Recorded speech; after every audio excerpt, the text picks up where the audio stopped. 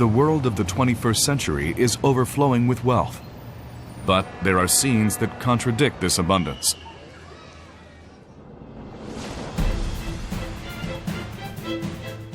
Among the 7 billion people on Earth, 1 out of 5 people survive on less than $1 a day. 1 out of every 4 people do not have access to drinkable water. 1 out of every 8 people suffer from malnutrition. Absolute poverty is like an inescapably long tunnel.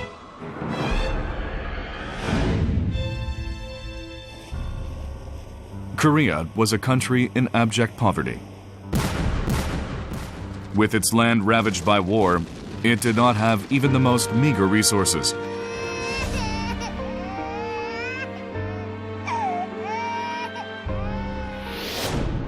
However, 60 years later, Korea has become a global power with the world's 14th largest economy. Korea has gone through an amazingly rapid and successful technological transformation. And this is fabulous.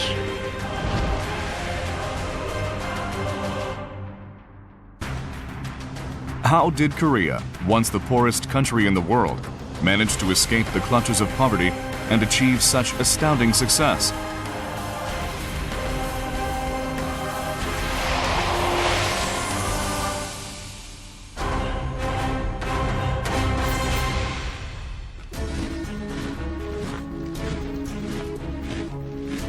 In 1945, Korea gained independence from 35 years of Japan's occupational rule.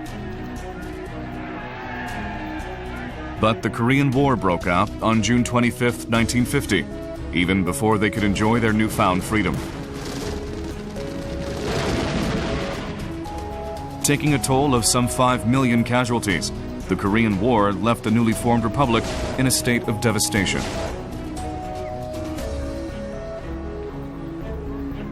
However, during the busy efforts of restoration, education became the nation's highest priority. Although they were struggling from day to day, Korean parents did not give up on the education of their children.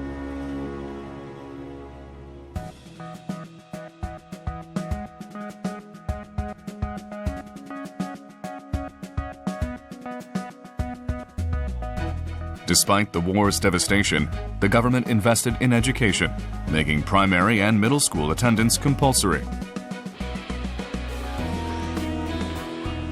This dedication to and investment in education produced a highly trained workforce that would later on become the impetus for Korea's economic turnaround.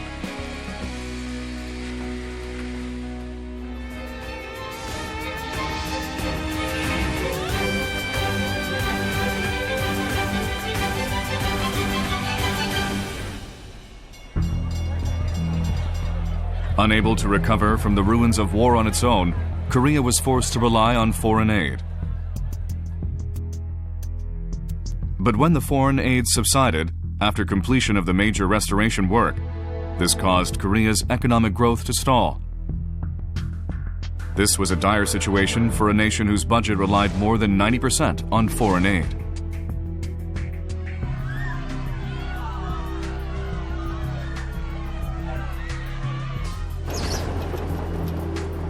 It was at this time that the military regime came to power.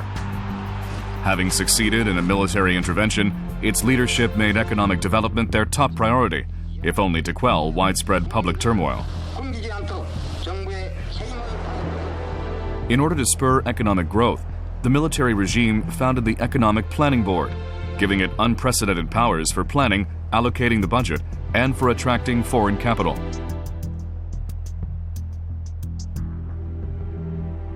The Economic Planning Board developed a 5-year plan.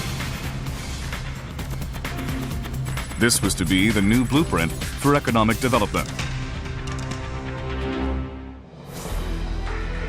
In 1962, the first 5-year plan was put into action. The problem was the acquisition of funds. Unfortunately, the United States reacted with indifference. Berger, the United States ambassador to Korea at the time, also made a negative report on this plan to Washington, D.C. But Korea did not give up. After endless efforts, they were able to receive an inflow of capital from West Germany. The miners and nurses that were dispatched to West Germany sent their earnings home, and the government was able to obtain loans by pledging these funds as collateral.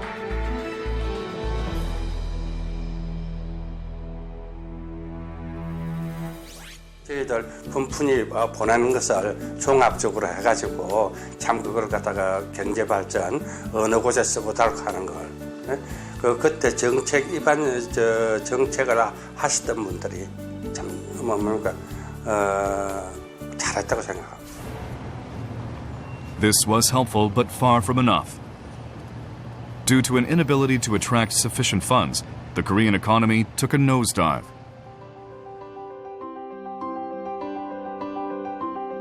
Fortunately, the light industry sectors like textiles, wigs, and needlework developed rapidly and created momentum for the Korean economy's growth. While guiding the economy with policies such as rationalization of the exchange rate and interest rates in 1964 and 1965, the government also responded to the market's demands and fostered free enterprise. However, since the light industries relied on low-cost wages, their competitiveness weakened when wages increased. The government began to invest in new industries, such as steel, coal, chemicals, machinery, and shipbuilding to create a powerful engine for economic growth.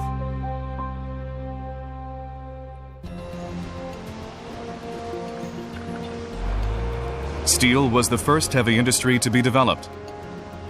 Despite skepticism and concern about the feasibility of such a venture, the government launched a massive effort to build an integrated steel mill in 1970. The United States and other nations looked upon this project with doubt, as the steel industry requires massive investment and cutting-edge technology. A more advanced nation than Korea at that time had attempted this task, but failed.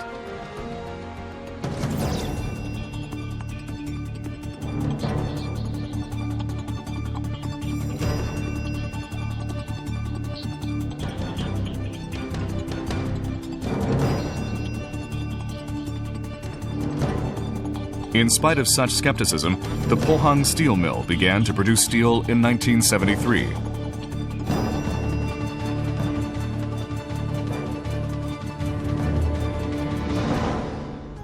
산업화를 해야 되니까 국가의 경제 구조를 산업화의 구조로 가져가려고 했으니까 제조업이 중심이 돼서 계획이 만들어졌지. 그래서 산업의 쌀이라고 하지 않나? 철이. 그리고 초량공업이 물론 들어갔고. Although it entered the steel industry about 60 years later than advanced nations, Korea would soon become the world's sixth largest producer of steel.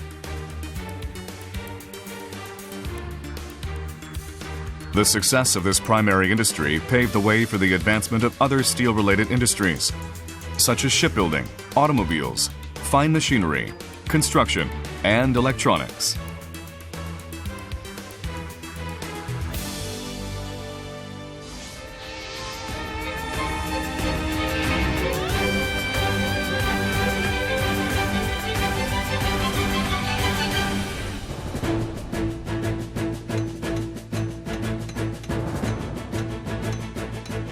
The Semaul Undong is considered as one of the crucial forces in promoting the growth of the Korean industry.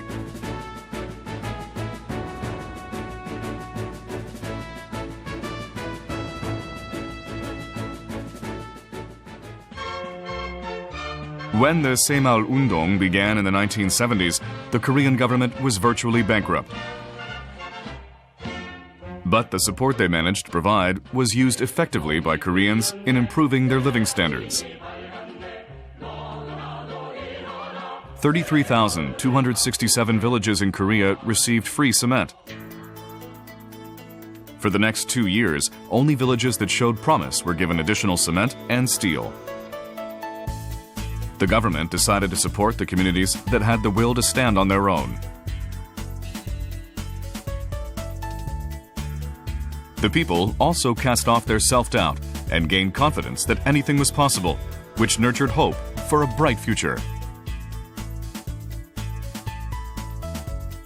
Once a movement to increase the revenue of farms, the Semaul Undong made its way into all sectors of society, increasing social awareness in the cities, factories, and the workplaces. This showed that poverty could not be overcome through foreign aid alone, and that the true path to success lies in deeply rooted solutions that can change the core of society.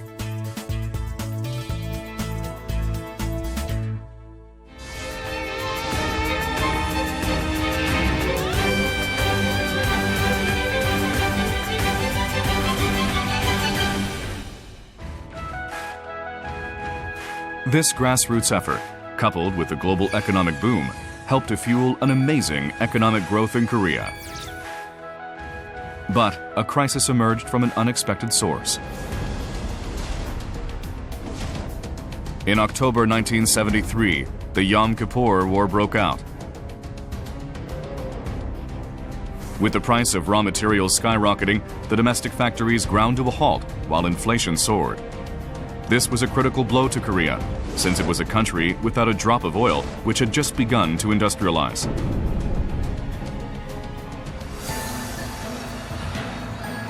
But this crisis proved to be an opportunity. The Korean government used the construction boom in the Middle East, which resulted from the skyrocketing oil prices, dispatching workers to the region and constructing $10 billion worth of buildings a year. As such, Korea used the oil crisis to stimulate economic growth. Around this time, another oil shock occurred. After learning valuable lessons from the first crisis, Korea overcame the second oil shock without much difficulty. During the two oil shocks, most other countries decreased their investment, but not Korea. For the first oil shock, Korea invested heavily in its steel, oil, chemicals, machinery, and shipbuilding industries, while in response to the second oil shock, Korea boldly restructured its economy.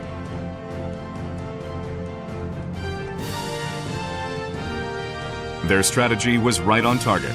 The phenomena of the three lows, low US dollar, low oil prices, and low interest rates, helped the Korean economy to flourish in the 1980s.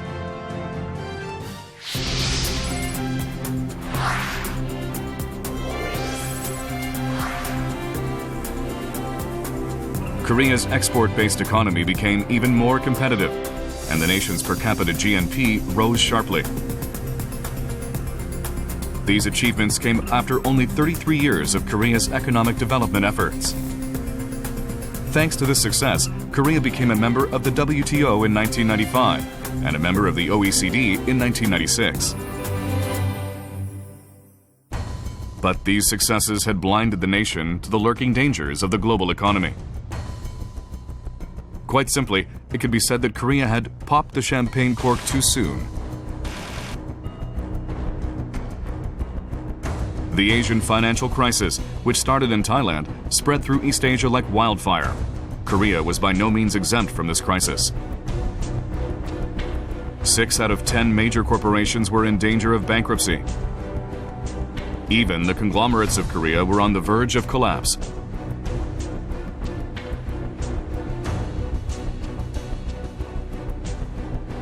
On November 21, 1997, Korea applied for relief assistance from the IMF. To the globalized environment and return the Korean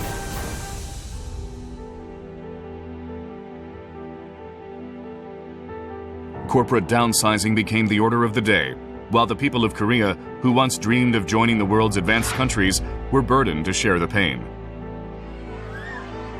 Then again, the financial crisis presented an opportunity for economic reforms.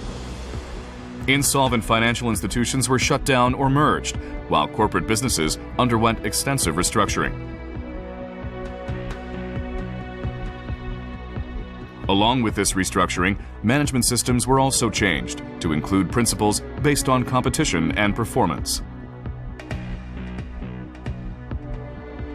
First of all, Korea recognized that it had to restructure some of its policies and some of its industries. And it did that aggressively and forcefully. It provided leadership in that. It did not wait for the rest of the world to make it happen. As a result, Korea's foreign exchange reserves, which had dwindled to $3.9 billion during the financial crisis, surged to $99 billion in September 2001, making Korea the fifth country with the most foreign exchange reserves in the world. Repayment to the IMF, which began in 1998, was completed in August 2001, with a final installment of $350 million. It was a truly moving achievement in which Korea managed to pay off the loan 3 years ahead of the deadline.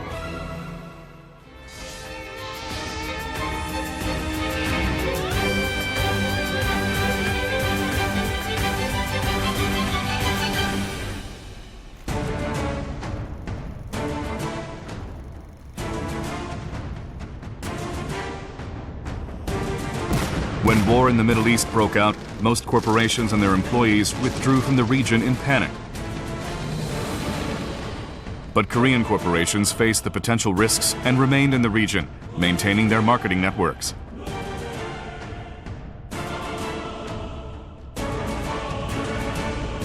Due to the financial crisis in 1997, the value of currency plummeted and the price of gold skyrocketed. But the people of Korea impressed the world by voluntarily contributing to a national gold campaign.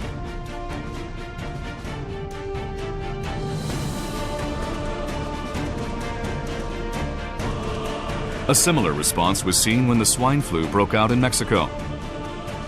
While the world shook in fear of the disease, the employees of Korean businesses in Mexico continued their work with face masks, which enabled them to boost their regional presence.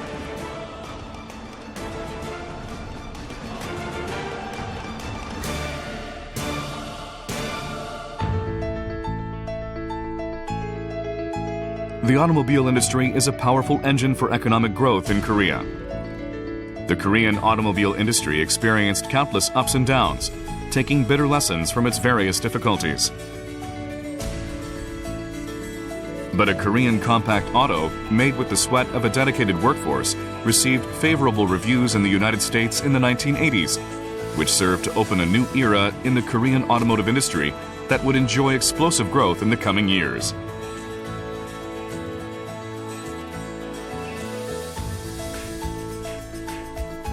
In addition, Korea built production lines in factories in America and researched and developed designs in technology that the Americans wanted, which resulted in an increase in sales and decrease in export expenses. The reason Korea was able to succeed despite being a latecomer in the global market was because of the localization strategy based on thorough market analysis. The semiconductor industry was another risky venture. But thanks to the aggressive support of the Korean government, Korea emerged as the world's third-ranked semiconductor producer and succeeded in developing the state-of-the-art 64K DRAM, which led to its global leadership in the industry.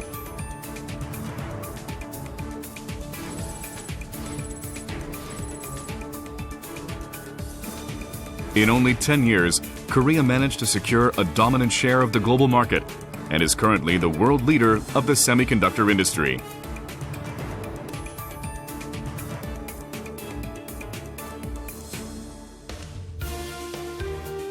Korea also attempted a revolution in the information technology industry. The cutting-edge enterprises that were founded during the IT boom provided a new stimulus to the economy, enabling Korea to become an IT powerhouse in a matter of years.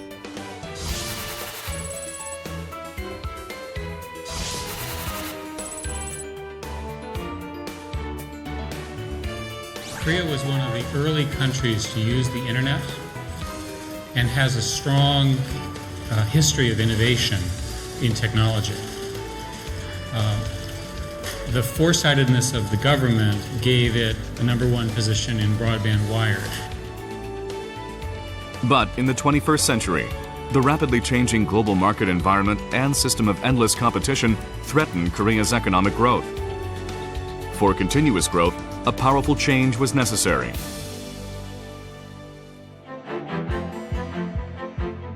An innovation system was implemented throughout the whole economy. Based on this innovation economy, Korea broke away from the existing heavy industry and manufacturing industry-centered structure and changed the export structure to the technology-intensive industry. The government's support policy, like providing subsidy, tax cuts, and more, also helped. The newfound confidence stemming from its prosperous economy has served as a stepping stone for a cultural revolution as well. Korea began to produce Korean-style music, TV dramas, and films imbued with Korean sensibilities. This started the international trend known as the Korean Wave.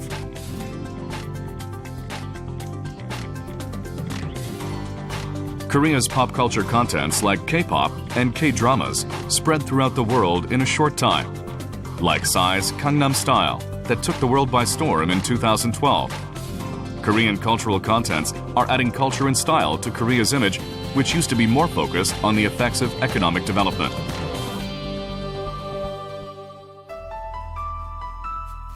But this spectacular success story, characterized by growth-oriented economic policies, has also spawned problem areas such as a growing disparity between the rich and poor, conflict between cities and rural areas, and pollution.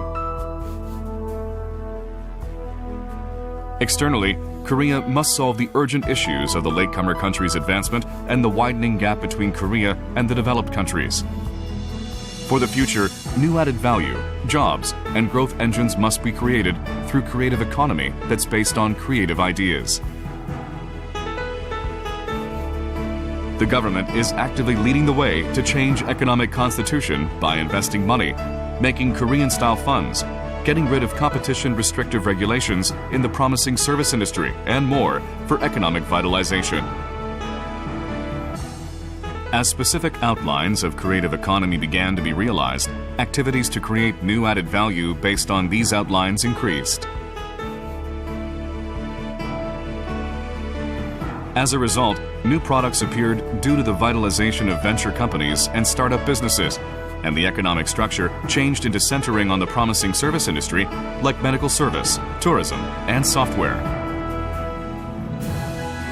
Acquiring an advantageous position in the huge Chinese market before the US or Europe through succeeding in concluding Korea-China FTA will serve as the new energizer of Korea's economic development and the growth engine for Korea's future. Therefore, Korea will continue to make efforts.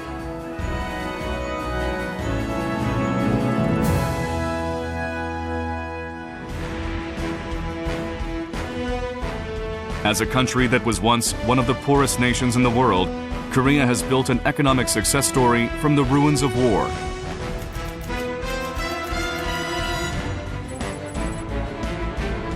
In 2009, Korea joined the OECD's Development Assistance Committee.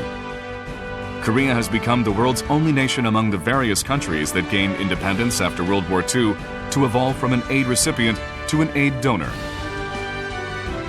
The strategy and know-how of Korea's economic development from absolute poverty is now being benchmarked by many countries from all over the world. Joining the G20, Korea has become a rule setter in the international world, taking on new challenges for the world's future as a responsible member of the international community.